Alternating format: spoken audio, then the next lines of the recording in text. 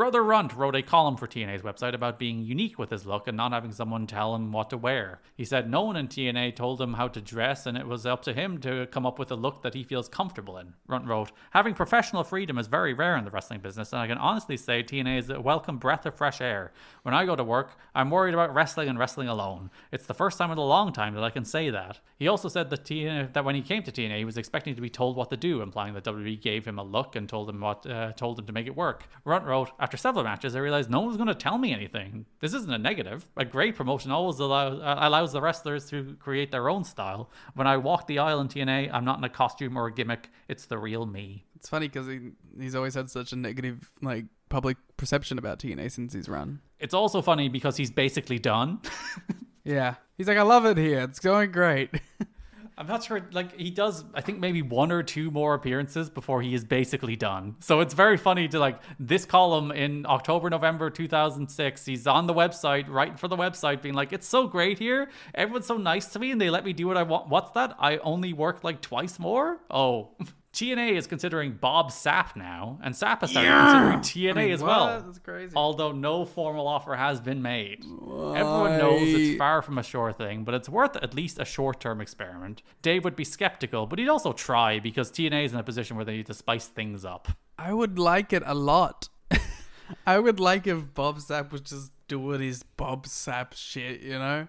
And there was talk that there was some of it wasn't Pride, but there was one of the rest of the MMA organizations that was potentially throwing out feelers to TNA about maybe doing something with Angle, and I think the idea might have been a kind of wrestling MMA crossover angle between Sapp and Angle where they do both, which would have been crazy to get a wrestling match and an MMA fight between Bob Sapp and Kurt Angle. It's very hard to justify in pro wrestling kayfabe to be these things look very different. You'd have to do the fight second, I think. Yeah. If you were to say we're going to do a fight and we're going to do a wrestling match, I think you would have to do the match first. You would probably establish a babyface heel dynamic. You would have the heel go over and the babyface then tries to get revenge in the fight, right? Something like that.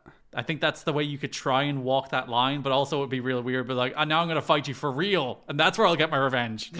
It's just a very silly thing, right? I guess, it's never been done, no matter, because, you've had crossovers, you've had people who have done both, but they've never done both. Well, but Lashley had done both at the same time, but they were very separate universes. Yeah. I don't know, it's very interesting to, imagine how that would work and how it would be perceived. Dave's friends would fucking hate it. Dave's friends would hate it. He would go on a 4-paragraph rant in The Observer about it. I guess the only other people you could potentially do it with is probably Kane and Brock.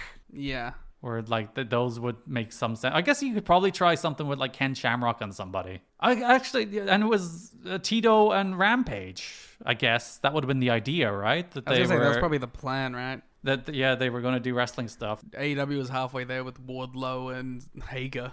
They should have just given them a Bellator fight as well. Yeah. TNA is looking at running several pay-per-views in 2007 out of Orlando, with the goal being to create some distinct identities for its monthly events. They are looking at cities in the Midwest, including Chicago, the Canada-US border, the old WCW stronghold cities in the Southeast, and Texas as potential pay-per-view sites. We get 3 in 2007, I want to say, off the top of my head. Lockdown, Slam, and Bound for Glory are all outside Orlando. Isn't Bound for Glory amazing looking? Well, that's always the thing with TNA crowds, in that they always made 3,000 people look like at least 8. Very good at framing their shows. Yeah, it was always even the UK shows, which had 6,000 people at them. They looked like 12. Whatever TNA were doing to shoot that shit, it always looked better than it was.